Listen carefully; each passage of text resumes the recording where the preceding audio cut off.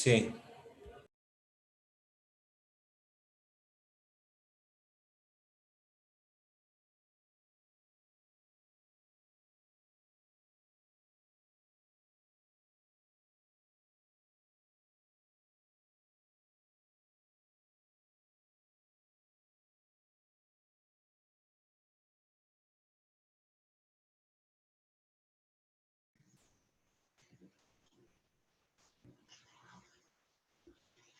Hola, buenas tardes.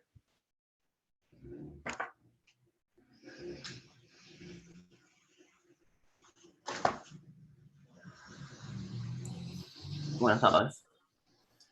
Buenas tardes. Vamos. Hola, buenas tardes. Hola, ¿qué tal? ¿Cómo les va? Somos 11.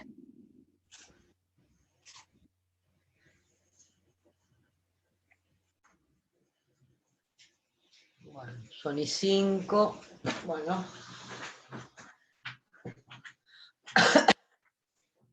Creo que estaríamos en condiciones ya de comenzar. Hoy yo soy Estela Fernández Puentes, doy clase los jueves. El jueves pasado, excepcionalmente, me tuvo que cubrir el doctor Mumare, pero bueno, en principio los jueves a las 3 de la tarde es mi clase. En esta primera parte, la bolilla es módulo quinto, que vamos a empezar, siempre empiezo por el principio de no discriminación y principio de igualdad, que hay varias cosas para ver. Es una de las, yo digo, bueno, que en el estudio del derecho es una de las materias, los derechos constitucionales y de los derechos humanos, es uno de los más apasionantes, sin duda, ¿no? También vamos a ver, prefiero dar primero esto y después dar este tema de control de convencionalidad que dice el punto 1. Voy a dedicar a otra clase también a igualdad porque hay mucho material y bueno, esta primera parte vamos a empezar así. A mí siempre me pareció muy atinado algunas conclusiones que publica Isidoro Goldenberg, que fue un gran jurista ya fallecido, y Goldenberg empieza hablando de la discriminación y dice, primero hay que identificar qué derecho fundamental viola la discriminación. Y la discriminación, tengamos bien en claro, parece obvio, pero hay que decirlo, viola el derecho o la garantía fundamental a la igualdad.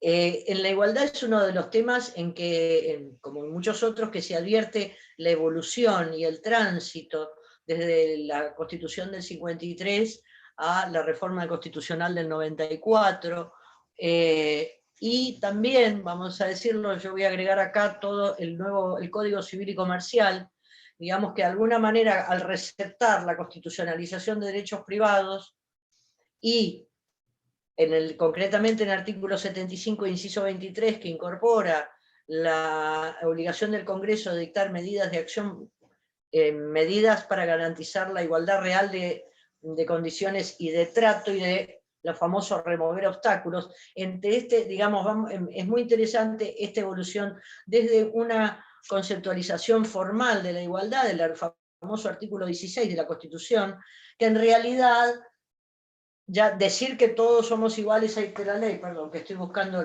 la Constitución, que somos iguales ante la ley y que en la nación argentina no admite prerrogativas de sangre ni de nacimiento, no hay fueros personales ni títulos de nobleza, todos sus habitantes son iguales ante la ley, sin admisibles en los empleos, es la condición de la idoneidad, y la igualdad es la base del impuesto y las cargas públicas.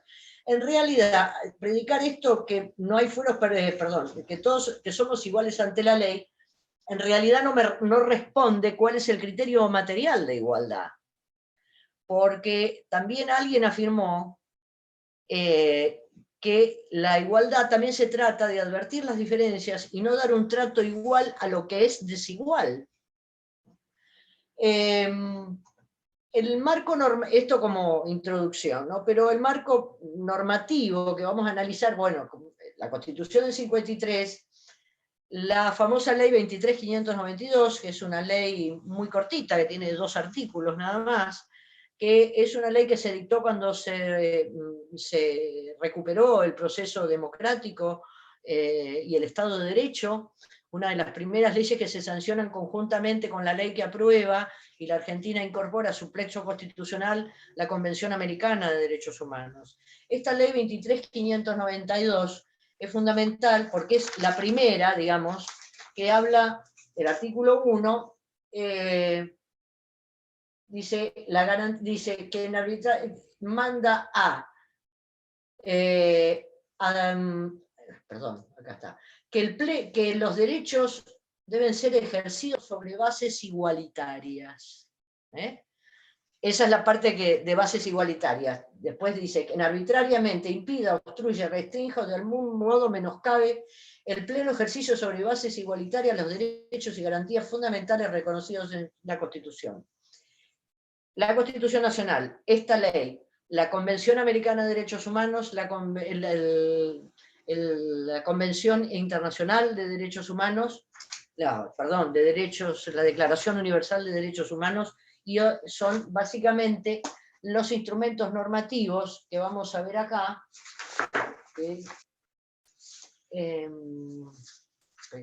Perdón, que se me borrió, y yo voy a agregar acá, y acá vamos a agregar en la exposición de motivos, en los fundamentos del Código Civil y Comercial, que está en todos los códigos, al principio dice fundamentos, y de los cuales se extraen los famosos principios, garantías y normas fundamentales del derecho privado, haciéndose cargo también de esta crisis o de esta nueva visualización de una diferenciación tan tajante entre derecho público y derecho privado, que es por ahí es un poco ya dejada de lado, porque ya hay si se quiere, estas fronteras, sobre todo con la incidencia, con los derechos de incidencia colectiva, el derecho al medio ambiente sano, el derecho del consumidor, y este fenómeno que les digo de constitucionalización del derecho privado. En el punto 9 de los fundamentos del Código Civil y Comercial, la Comisión habla del famoso paradigma protectorio, ¿no? Diciendo que el derecho del siglo XIX proclamaba de una verdad, una igualdad así de tipo formal, sin hacerse cargo o neutral respecto de las asignaciones previas del mercado y la sociedad para con los individuos. Decir que todos somos iguales ante la ley no me responde nada, porque tampoco se asumen estas, y lo dice así textual, y me parece muy importante, es una igualdad abstracta, porque es, sin importar las diferentes asignaciones previas del mercado y la sociedad. Y en el Código Civil y Comercial dice que van a abordar la persona como centro del ordenamiento jurídico, como siempre decimos, la persona, pero una persona concreta. Dice, por ejemplo, el paciente, cuando habla en el artículo 59 de todos los derechos, la nueva mirada del paciente en la relación médico, en el contrato médico, ni más ni menos que, por otro lado, el tema del Estatuto del Consumidor, ¿no? Que con una visión antigua y del siglo XIX estaba en los contratos esa ficción de que los contratos eran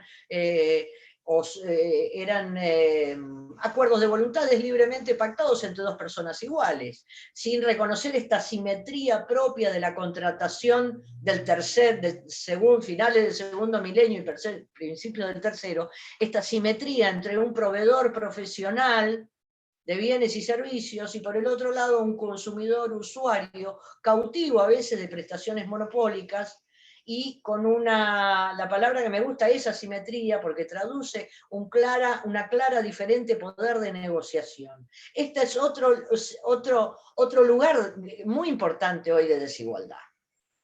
Digamos esto del consumidor. Entonces, la respuesta del derecho ante eso es un paradigma, como dice el título del fundamento, paradigma protectorio del paciente, del consumidor. Menciona a los pródigos, menciona a los pueblos de las comunidades indígenas, menciona a las personas con capacidad restringida, porque no merece digámoslo desde ya, no es, se busca una igualdad real y construir lo que el doctor Lorenzetti llama, que me gusta mucho como este concepto de la ética de los vulnerables. El tema de la igualdad debe girar alrededor de la protección de los más vulnerables por diferentes circunstancias.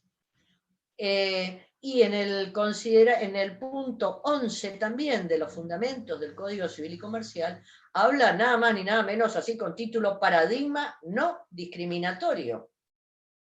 Y lo refiere concretamente al caso del matrimonio en el artículo 402 del Código Civil y Comercial, que lo podemos ya leer.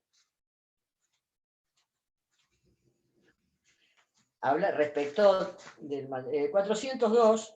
Ninguna norma puede ser interpretada ni aplicada en el sentido de limitar, restringir, excluir o suprimir la igualdad de derechos y obligaciones de los integrantes del matrimonio y los efectos que éste produce, sea constituidos por dos personas de distinto o igual sexo. ¿Cómo ha evolucionado el derecho? ¿Cómo ha evolucionado siguiendo un poco el ritmo y el tono de las nuevas realidades? La ley de matrimonio civil, la famosa 2393, no ponía el requisito, ponía los requisitos para la celebración del matrimonio, y por considerarlo obvio, ni siquiera ponía que tenía que ser dos personas de diferente sexo. Estaba el experimento del ligamen, el tema de la edad, etcétera, etcétera, pero ser de diferente sexo se consideraba obvio. Por eso, Lorenzetti, al final de este artículo que leí, habla que los derechos humanos fundamentales de alguna manera son una ruptura con un consenso precedente, son disruptivos, como se gusta decir, como se estila decir hoy, ¿no? Antes era impensable un matrimonio, las valoraciones sociales hacían impensable un matrimonio entre personas del mismo sexo. Hasta hace pocos meses era impensable que la Argentina no hiciera punible la interrupción voluntaria del embarazo, entre otras cosas. Bueno, los derechos humanos fundamentales son un cambio de 360 grados en las valoraciones de una sociedad que el legislador recepta siguiendo este pulso, este tono de la realidad. Es Peces Barba, que es un autor español muy interesante, el que dice esto de la ruptura con un disenso anterior. Dice, los derechos humanos tienen su antecedente en el disenso respecto de un consenso precedente. Son demandas de ruptura de las instituciones establecidas. Como siempre decía Vélez Sarsfield en esas notas tan ilustrativas, primero son los hechos y después el derecho. El derecho tiene que sostener, no tiene que mantenerse alejada de la realidad para poder dar las respuestas que la sociedad necesita. Y acá adhiero y les propongo también, porque el derecho no es solamente norma o solamente conducta. El derecho son también, el trípode son valores. Esto es la postura de Werner Goldschmidt, la teoría trialista de Werner Goldschmidt, que nosotros lo estudiamos, o por lo menos yo lo estudié un poco en profundidad, con esa materia muy interesante que es de las últimas de Derecho Internacional Privado, ¿no?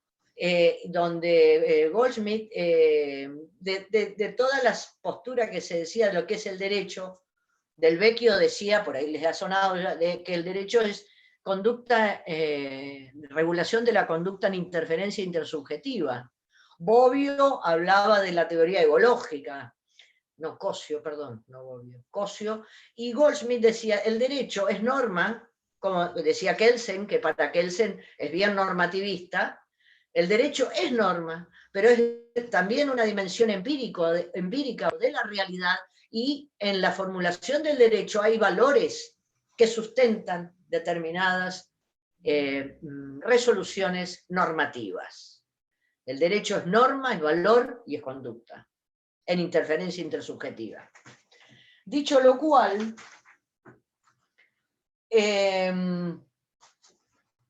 Es interesante, es toda una postura, la ley esta 23.592, ante el hecho tildado que violenta el ejercicio de los derechos fundamentales sobre bases igualitarios, tiene lo que se llama una tutela resarcitoria y una tutela inhibitoria. Que esto está en otras partes del Código Civil y Comercial para el tema del derecho a la imagen, del artículo 53, si no me equivoco. ¿Qué quiere decir esto? Lo que más le interesa al derecho es que cese el estado antijurídico. Entonces, esta es la tutela inhibitoria. Dice, el artículo 2, el 1, dice, será obligado, el que impida este ejercicio sobre bases igualitarias, será obligado a pedido del damnificado dejar sin efecto el acto discriminatorio. Esto es lo primero, que cese esta situación antijurídica de discriminación. Esa es la tutela inhibitoria. Y después, y si hubo un daño injusto causado, reparar el daño moral y material ocasionado, que es la tutela resarcitoria. O sea, tiene tanto detener el estado antijurídico como reparar el daño injusto, como reparar el daño causado.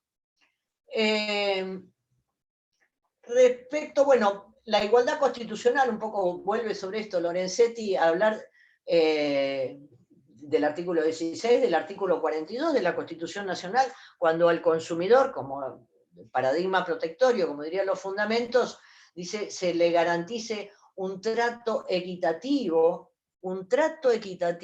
nada más ni nada menos que esto está en la Constitución Nacional, esto es muy importante. Después, la igualdad real de oportunidades y de oportunidades y de trato, del inciso 23 del artículo 75, y esta ley 23.592 que venimos comentando. Respecto a qué igualdad se refiere, ¿no?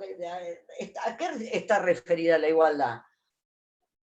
Porque la igualdad siempre dice Bobbio, es una relación de comparación. Y Lorenzetti utiliza un ejemplo, así si se quiere, así doméstico, en el sentido que los que tenemos hijos siempre queremos ser equitativos con nuestros hijos, a ver, a la hora de los regalos, por ejemplo. Pero dice, un padre que regale a sus hijos varones o mujeres una pelota de fútbol, una pelota igual a cada uno, una verde y una amarilla. Eso formalmente son los mismos recursos, el mismo valor, porque los chicos comparan, tu regalo esto, tu regalo el otro, vale, no vale. Los recursos son iguales. Estas dos pelotas son iguales. Lo que no es igual, y que el padre, por ahí por un paternalismo bien intencionado, no advertido, son las diferentes satisfacciones de uno y de otro. A uno le gusta jugar a la pelota y al otro no le gusta jugar a la pelota.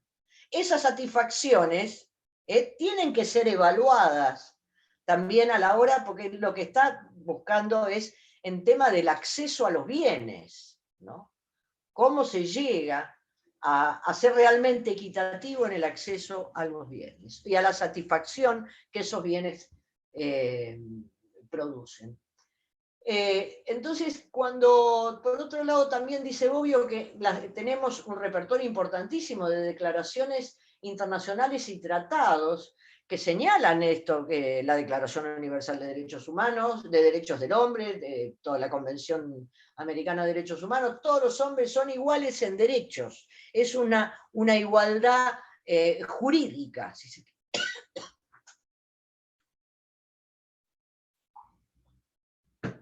Es una igualdad en los derechos, es una igualdad de derecho.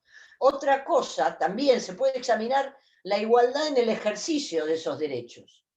Y se va acercando, dice, a tener los mismos derechos en el famoso punto de partida, porque se está acercando al concepto este famoso de igualdad de oportunidades.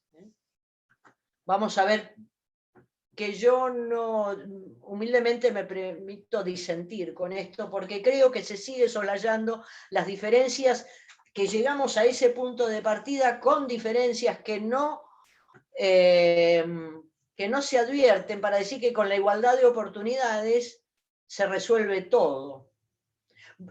Sí estoy de acuerdo con lo que dice esta parte del artículo, inciso 23, que para lograr una igualdad, realmente una igualdad real de oportunidades y de trato, lo que falta es remover, sacar, literalmente dice, remover obstáculos que impidan que estemos todos en las mismas condiciones para el punto de partida. La sociedad actual es hasta esencialmente desigual y cruelmente desigual.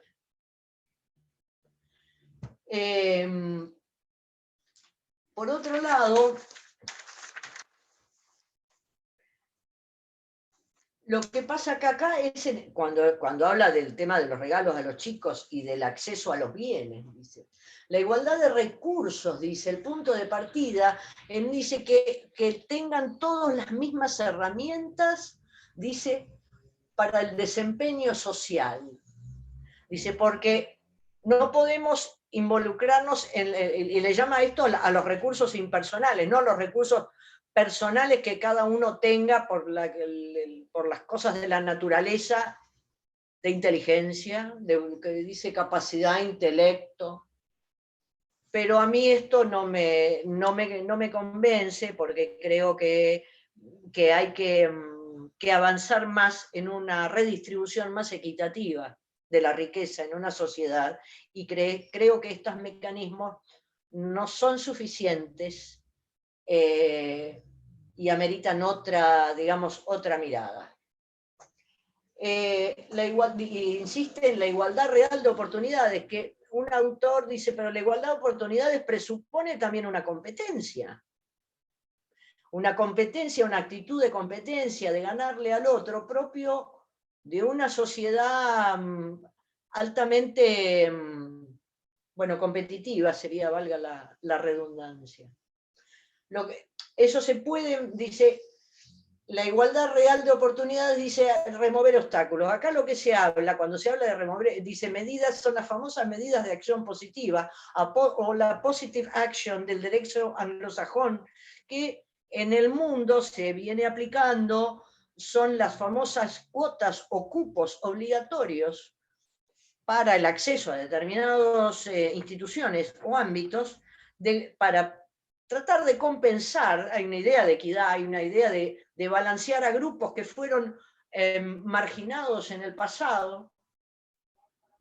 Entonces, compensar esa marginación, concretamente, por ejemplo, acá tenemos la ley de cupo femenino en las listas de los partidos políticos, que tiene que haber un tercio, sí o sí, integrado por mujeres, asumiendo una relegación y una marginación de la mujer en el acceso a los cargos públicos.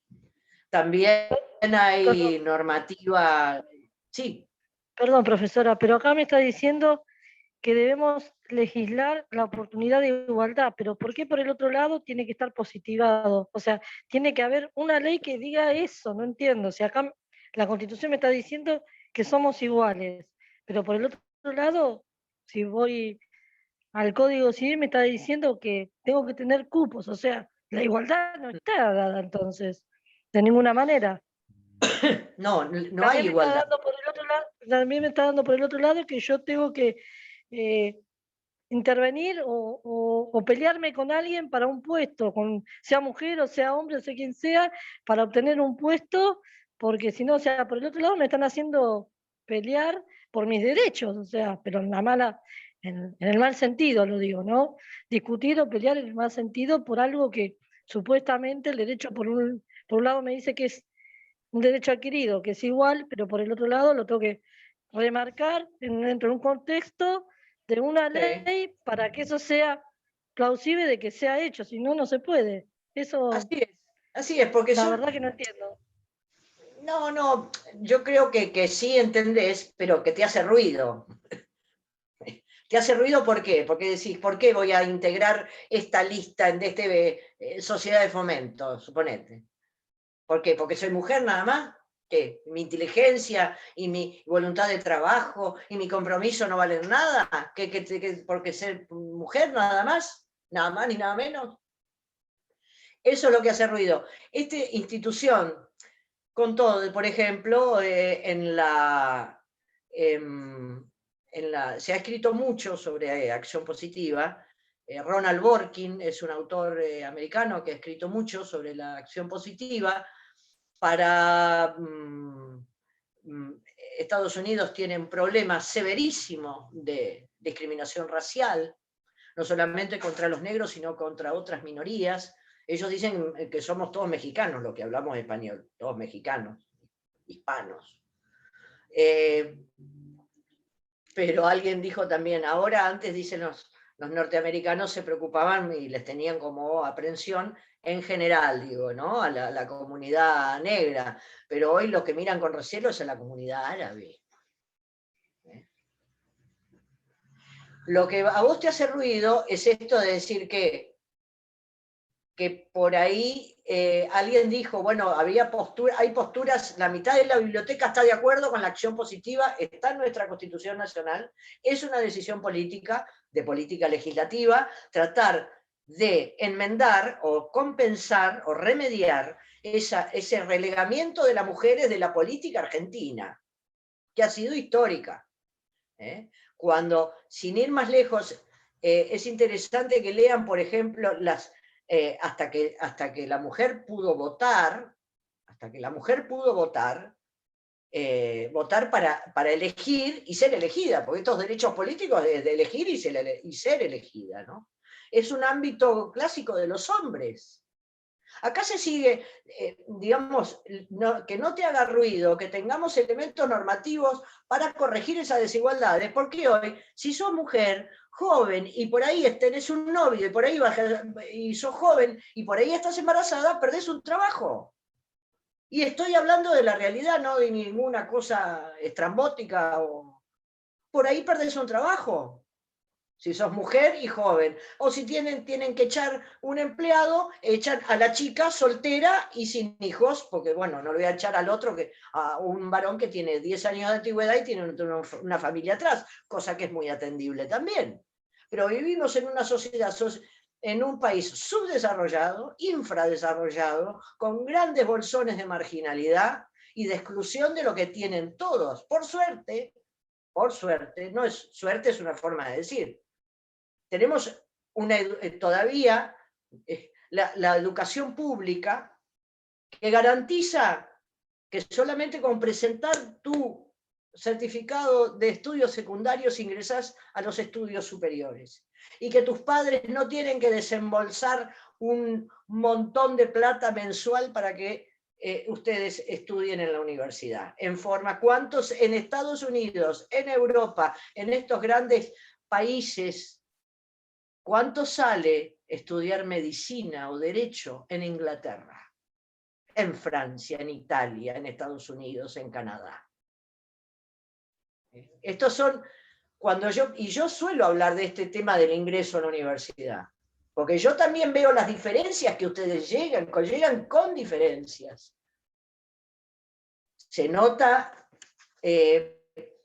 yo no sé si no es estrictamente económico. ¿Por qué? Porque en la Argentina también nuestros padres y nuestros abuelos vienen, muchos en general, de la educación pública. Y acá se ha hecho un monumento de la cultura y de la educación y de la lectura y del trabajo, ¿no? Pero se advierten muchas de estas herramientas que dice la doctrina, herramientas todos iguales en el punto de partida. No, no son todos iguales en el punto de partida. La Argentina viene, esto tenemos que ver, ¿no? La Argentina viene de los años 90, que fue la eclosión del consumismo y del liberalismo, con generaciones de desempleados. Nuestros abuelos, que eran hijos o bisabuelos inmigrantes, y sus hijos fueron presidentes de la República. Entonces, a vos está bien que te haga ruido este tema de la acción positiva, pero yo creo, aún sin que me convenza del todo, creo que es una herramienta válida. Aparte vos vas a la administración pública nacional, provincial o nacional y también vas a ver jóvenes, chicas y chicos discapacitados trabajando en la administración de justicia, por ejemplo. Ahí es donde decir, bueno, acá tenés este chico, esta chica con síndrome de Down, llevando expedientes. Y bueno, como esa persona no tiene las mismas intelecto y formación y posibilidades que vos, esa persona va a ser preferida a la hora de ese trabajo, por ejemplo, en la administración pública. Hay por la obligación de tomar a los chicos y gente, las personas que tengan este síndrome de Down, por ejemplo, o alguna otra condición que restrinja su capacidad. La ley lo que quiere, cuando se dice, porque discriminar, y no me quiero, el tema da para mucho, porque distinguir, decir, esto es diferente a esto, es obvio como proceso cognitivo, como proceso de aprender, de adquirir conocimientos. ¿Cuándo esta discriminación es ilegal? ¿Cuándo es ilícita? Y acá responde, como siempre, maravillosamente Vidal Campos. La distinción, pero que lo quiero decir porque igual, la distinción será inconstitucional cuando sea arbitraria, y va a ser arbitraria cuando es discriminatoria. Esto es lo que dice Vidal Campos. Porque la ley permanente, y esto es un mandato, la igualdad es un mandato también al legislador, ¿no? Que no sancione leyes que violenten la garantía de igualdad. Que eso, pero, perdón, lo que les quería decir, se me fue, bueno.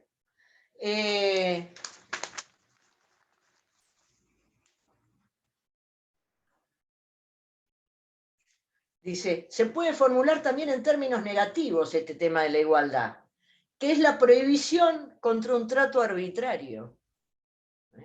Es la prohibición contra un trato arbitrario. La regla, el Bobbio lo que dice que esta distinción no es malo per se distinguir, pero la distinción tiene que ser de acuerdo a criterios justos, a criterios razonables y justos. Cuando ustedes estudian derecho público, derecho privado, y cuando muchos de ustedes, como yo doy clase también en obligaciones, cuando ustedes ven el deudor que está en mora, o sea que no pagó en el momento que tenía que pagar, ¿no? Y el deudor moroso está en una situación muy complicada, porque si la cosa que tiene que entregar se pierde o deteriora y él está en mora y tiene la cosa cuando la debió entregar, carga él con los riesgos de lo que le pase a esa cosa. Pues si él está en mora, no puede invocar el caso fortuito, fuerza mayor, no lo puede invocar. Si debe dinero y está en mora, le empiezan a correr los intereses. Si está en mora, no puede invocar la teoría de la imprevisión para modificar un contrato por ahí que se ha desquiciado económicamente. Entonces yo estoy distinguiendo al deudor que no está en mora del que está en mora. Y esta es una distinción absolutamente y que y es razonable y es justo, porque ese deudor en mora le está ocasionando un daño al acreedor. Porque si no podemos, a lo que van los autores también, es que no podemos, tenemos que ver que distinguir es advertir situaciones diferentes y darles un trato diferente. Pero a todos los que estén en esa condición, a todos se les aplica igual la ley, en cada grupo. Esa es la igualdad. Acá, un poseedor de mala fe. El ladrón es un poseedor de mala fe. Un poseedor de mala fe y el poseedor de buena fe también. Bien, la mala fe, la buena fe es la conciencia de actuar de acuerdo a derecho. La conciencia de actuar sin perjudicar los derechos de otros. Es la conciencia, la persuasión de la legitimidad del título para conservar o adquirir un derecho. Entonces, el de buena fe tiene un tratamiento diferente al de mala fe. pero en cada grupo se tienen que aplicar las mismas reglas a todos los que están dentro de ese grupo. Eso es la igualdad. Porque no, cuando la minoridad, lo que antes, la minoridad como una de las causas de incapacidad, ¿no? Los menores. ¿Para qué? Porque acá tenemos que siempre preguntarnos el porqué de la solución legal. ¿Por qué la ley dice que los menores de 18 años son incapaces, ¿no? Tienen una incapacidad. Bien. ¿Y por qué? ¿Para qué la ley protege? La ley, contesté la pregunta, para proteger se hace una presunción que de menos de 18 años hay una cierta inmadurez para resolver algunas cosas de la vida cotidiana. Entonces la ley dice, no, básicamente esta persona es incapaz, no puede realizar determinado tipo de actos para proteger su patrimonio y su persona. La segunda pregunta, sin perjuicio, soy consciente de esto, por ejemplo, de la autonomía progresiva, este nuevo criterio que advierte que la capacidad también hay que ver en qué tipo de persona es, porque hay personas de 16 años que autonomía progresiva se llama, que tienen un grado de madurez y de desarrollo, que ya por cuestiones de la vida tienen más manejo que uno de 18 que ha sido criado en la abundancia y no sabe pagar una cuenta de luz, y hay muchachos o muchachas de 16 años que trabajan, tienen un sueldo, tienen una capacitación, en fin, eso también se advierte. Pero bueno, a lo que voy es que acá hay una finalidad protectoria del derecho respecto de estos grupos para discriminarlos, distinguirlos, no son iguales. Lo que no se puede tratar igual a lo que es desigual. ¿Qué más?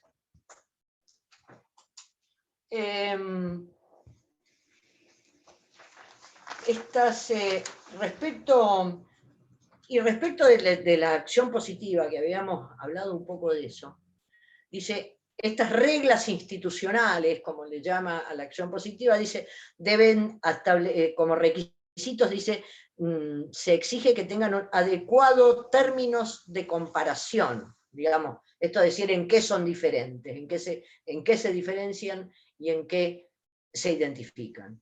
Que no sea discriminatoria esta distinción, que sea eficiente y que se refiera al acceso a los bienes. Dice, Bobbio dice, yo ya lo dije esto, la igualdad es una relación comparativa, lo que importa es que sea justa. Con una condición así de generalidad no es suficiente, porque si existiera una norma general que diga que los musulmanes no pueden ir a la escuela, sería una norma general, pero sería absolutamente injusta, porque es una discriminación en razón de su religión, y que no es aceptada. Concretamente, acá, y ya en todos los cuerpos normativos estos que venimos mencionando, se enumera causales que ya históricamente son descalificadas por normas prohibitivas, como le llama Lorenzetti. Se prohíbe, dice, que si la desigualdad se basa en sexo, religión, nacionalidad, ideología, opinión política, gremial, raza, posición económica o caracteres físicos. Toda distinción que sea por estos motivos es inconstitucional y viola la garantía de igualdad. Esto lo dice claramente, este es el artículo 2 de la 23.592. Dice, se ha señalado también que hay una igualdad esencial solo si un tratamiento desigual sería arbitrario. Si tratarlos desigual sería arbitrario.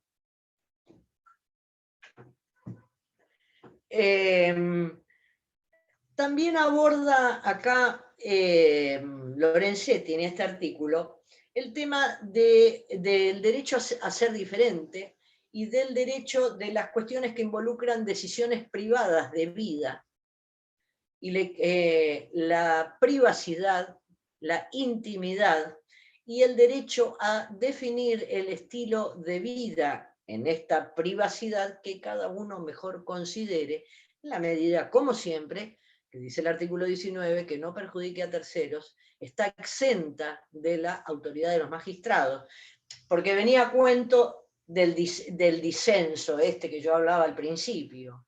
En cuestiones privadas y personales, ahí no entra la ley, digamos, no entra o el poder punitivo del Estado. Básicamente con una sexualidad diferente, no convencional, asumiendo por ahí que la heterosexualidad sería lo más convencional, lo mayoritario. Pero en un sistema republicano, no, y digo republicano por lo siguiente, la democracia está referida a un sistema de representación política. La república es un sistema es un sistema político institucional que se basa fundamentalmente también en el derecho de respeto a las minorías.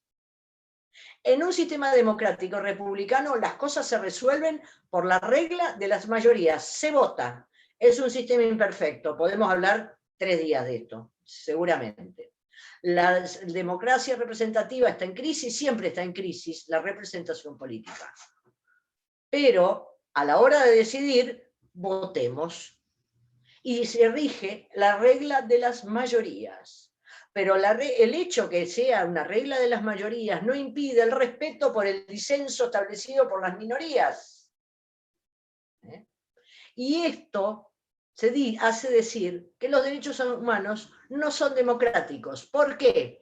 Porque los derechos humanos fundamentales de la persona no pueden ser sometidos al escrutinio y a la votación.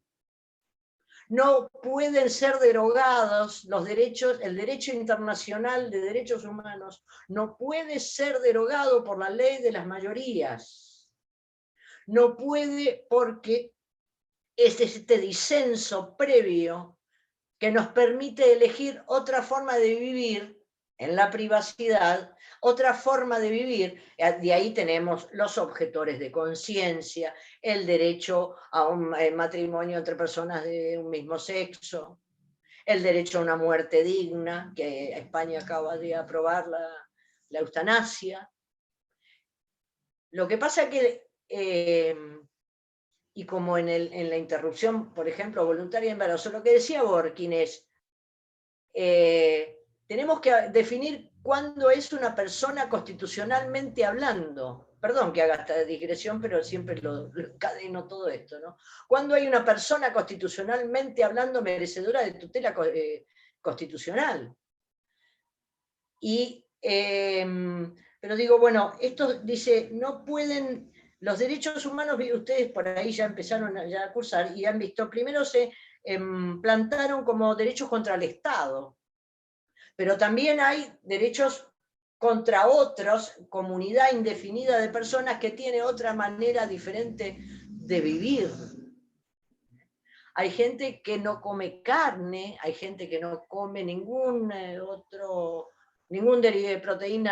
proteína animal, y maravillosamente las góndolas de los supermercados están llenas de asado de tira, y después tenemos, y llamamos y pedimos una comida vegetariana, y muy contentos. Entonces, dice, el derecho subjetivo es presentado como un derecho al disenso, los denominados derechos de objeción de conciencia, el derecho a morir bien, y señalan una ruptura con un disenso mayoritario, con un consenso mayoritario.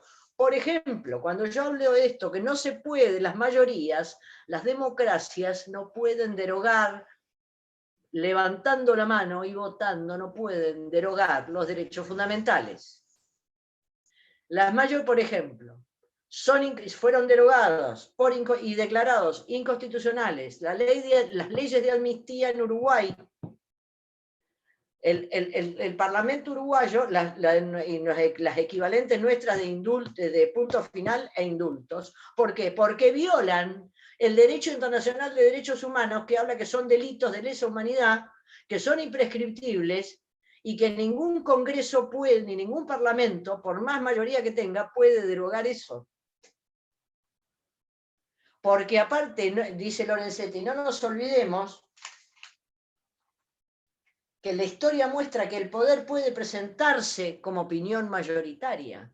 El paradigma de los delitos de lesa humanidad, que es el holocausto judío, el nacionalsocialismo prendió el fuego al Bundestag y ganó las elecciones Hitler. Entonces es acá donde para mí es fundamental que ustedes tengan en claro esto, que la democracia y el voto de la mayoría no puede derogar los derechos fundamentales, de derechos humanos fundamentales. En Uruguay, Chile, en Uruguay el caso Hellman, la hija del poeta, Uruguay dictó una ley de amnistía para un proceso también en Uruguay y toda Latinoamérica tuvo un proceso así de dictaduras en las décadas de 70-80, ¿no? Y Uruguay dictó una amnistía para las personas involucradas en delitos de terrorismo de Estado. Y esa ley fue invalidada porque viola el plexo internacional de derechos humanos que dice que los delitos de lesa humanidad no prescriben y que no se termina la facultad punitiva de los estados de perseguir ese tipo de delitos. No se pueden dictar normas que contravengan a los derechos humanos fundamentales.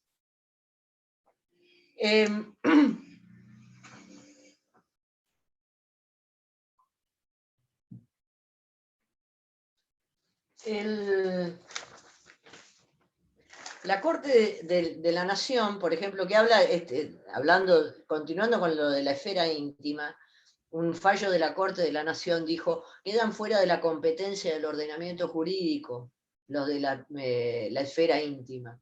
Podrán estimarse buenas o malas moralmente, pero no admiten la calificación de lícitas o ilícitas. Ya dejamos atrás hace muchos años esta convivencia promiscua entre la moral y el derecho. El derecho tiene valores, sin duda. El derecho no es ajeno a una escala de valores, pero no se identifican ni con la moral ni con la religión. Por otro lado, y quiero, para terminar, como un punteo de temas que aborda, con el que empecé con Lorenzetti, con Goldenberg. Goldenberg tiene como unos ítems muy interesantes, digamos, para tener, y ojalá les haya logrado yo transmitir esta, digamos, cosmovisión del tema de la igualdad. Porque este es importante, es un mandato del legislador. El legislador no es infalible.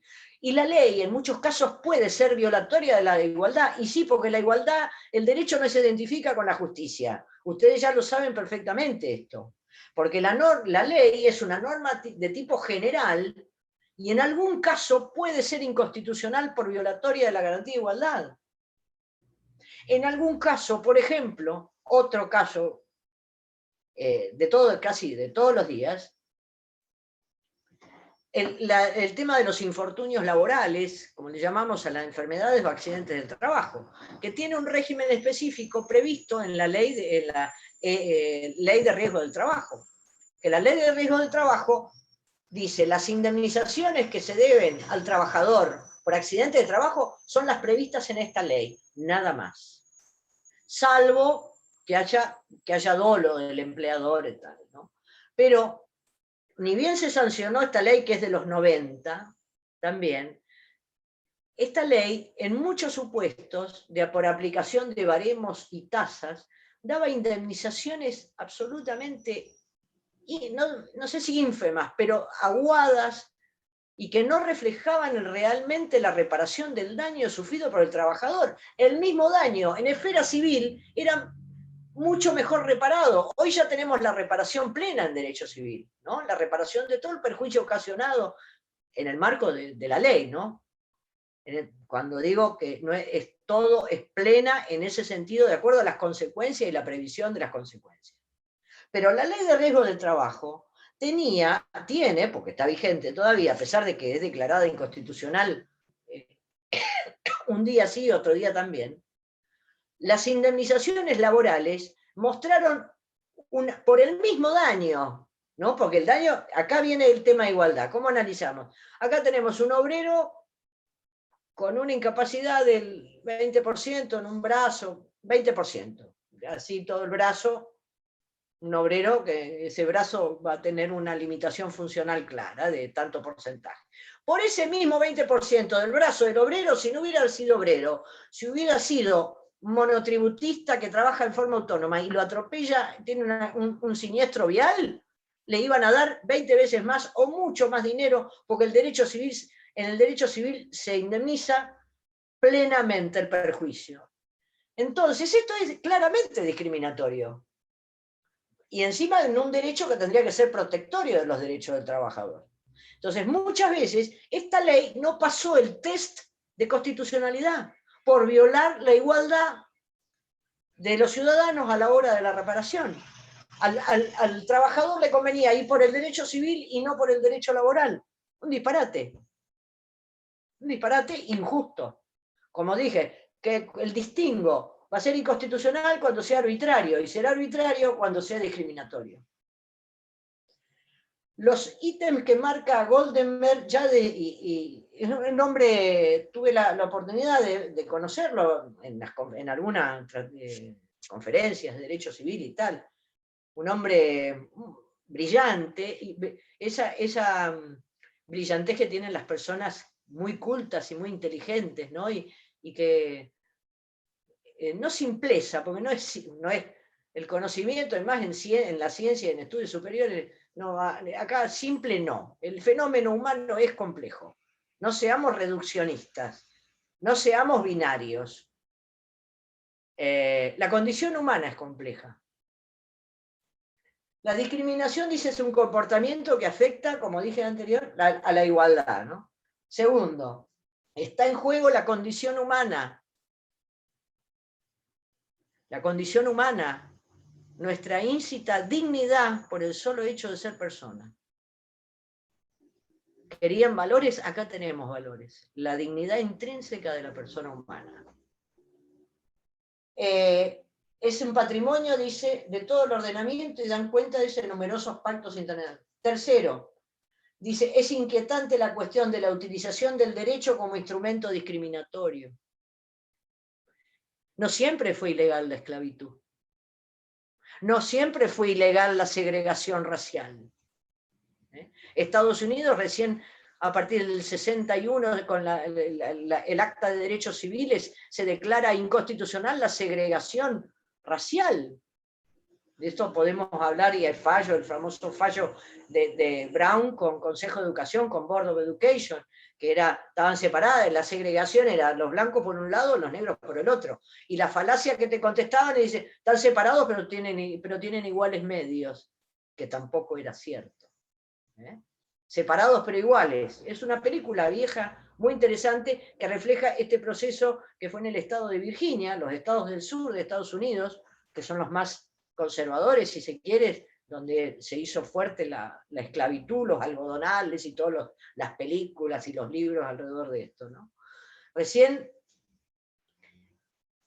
la esclavitud, la segregación dejó de ser legal a partir del fallo de Brown con Board of Education. O la legitimación del apartheid en Sudáfrica, donde demuestra dos cosas, el tema del apartheid en Sudáfrica, el concepto de minoría. La minoría no es estrictamente no es numérica, porque en Sudáfrica era una minoría blanca la que sojuzgaba a una mayoría negra. No eran más los blancos, eran más poderosos. Manejaban las instituciones, las fuerzas de seguridad. Una de las historias más negras de la humanidad es el apartheid. Y era legal. La legislación nacional socialista, que empezó a excluir a la comunidad judía de las escuelas, de las universidades, de los clubes, de los lugares públicos. Es terrible eso. Eso, y había legalidad. Había legalidad. Después dice las llamadas minorías, bueno, dice Goldenberg, el fenómeno de la discriminación no puede resolverse con una legislación incriminatoria solamente, sino que es indispensable remediar las condiciones socioeconómicas y culturales del medio donde afloran tales actitudes lesivas.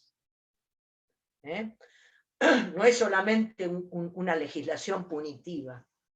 Lo que hay que modificar son situaciones, es una verdad de perogrullo, ya lo sé, pero lo que pretendo es que tener una visión amplia de este tema. Dice, es básicamente discriminatorio la imposibilidad de sectores poblacionales de acceder a la educación, a las fuentes del conocimiento, ya que los portadores de estas carencias están destinados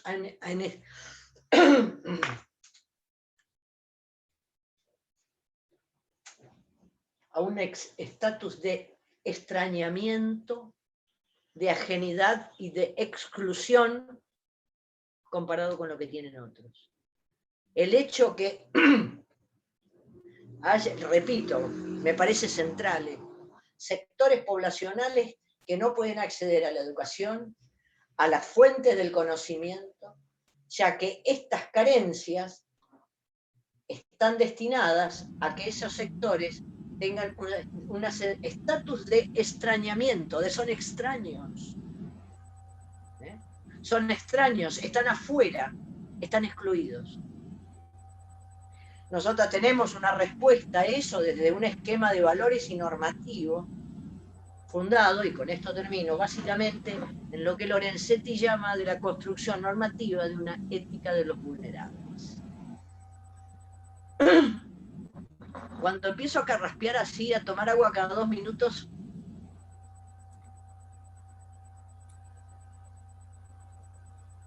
del artículo 73, 75, inciso 23 de la Constitución, que arrancamos, somos iguales ante la ley, y llegamos a que decimos que vamos a remover los obstáculos para garantizar que el ejercicio de los derechos fundamentales se ejercite, perdón por la redundancia, sobre bases igualitarias. Y si hay obstáculos, los removemos, y si hubo grupos excluidos antes, ahora vamos a ponerles un banco para que podamos...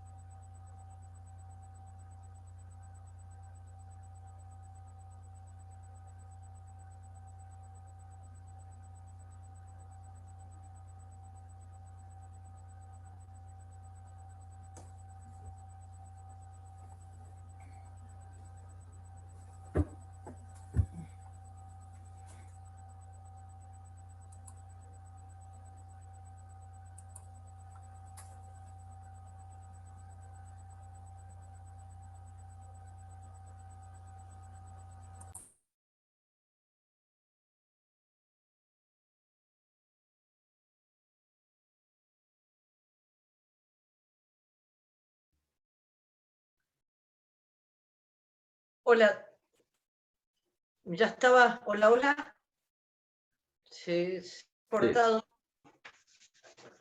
No, ya estaba,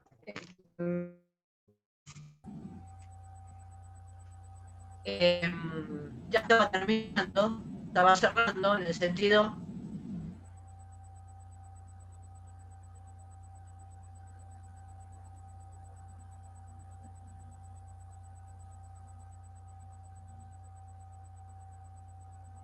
Profe, no sé si está hablando, pero no la escuchamos ni la vemos.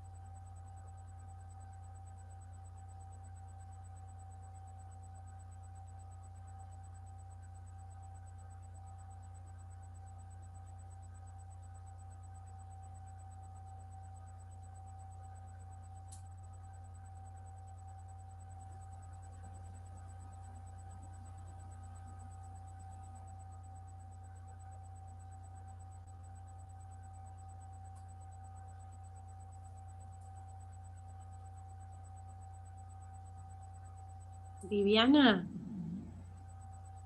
perdón, vos en el grupo de WhatsApp preguntaste cuál era el texto que había que leer para el miércoles que viene. ¿Cómo? Vos habías Para el miércoles. preguntado cuál era el texto. No me acuerdo. ¿Pesca de humanos? No, espera, a ver si lo encuentro. No, Porque pensé que alguien preguntó cuál era el texto que había que leer y yo miré el video porque me conecté antes de esta clase y era la ley de acceso a la interrupción voluntaria del embarazo.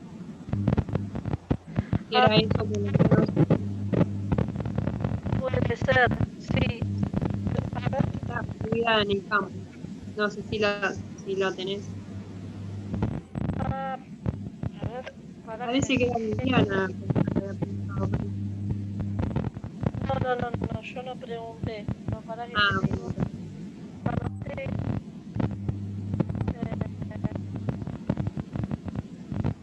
Sí, me parece que sí. Me parece. Y había dicho, pero ay, no me acuerdo.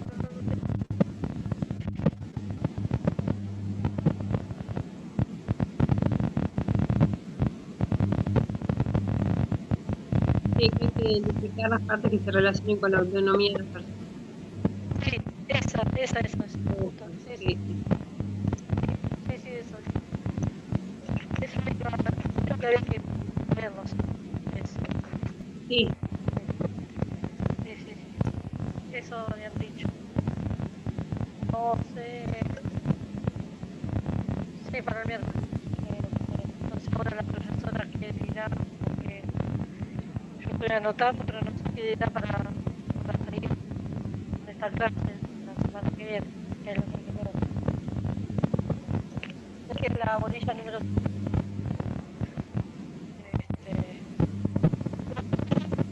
lo que venimos está dando casi lo mismo, la parte voluntaria. O sea, ya es como, no sé, repito, me parece. Más general, parece. Ya lo he explicado la parte igualitaria, pero más privado. Así que es como que lo explicaron más general.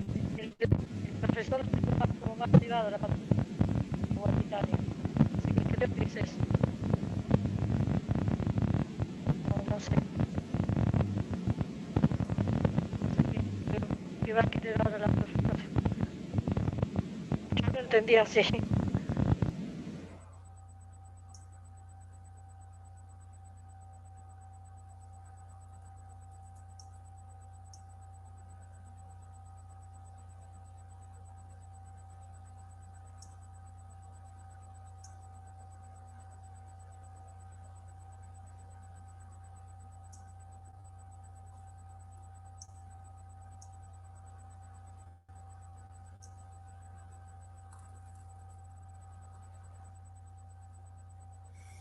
Mm.